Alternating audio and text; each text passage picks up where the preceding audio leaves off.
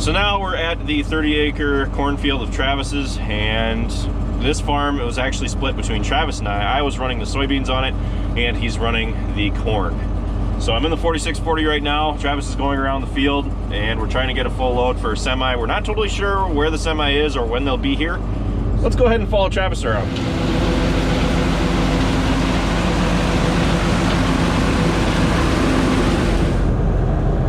Sorry kids, looks like you get to see an episode of How Farms Work in action today.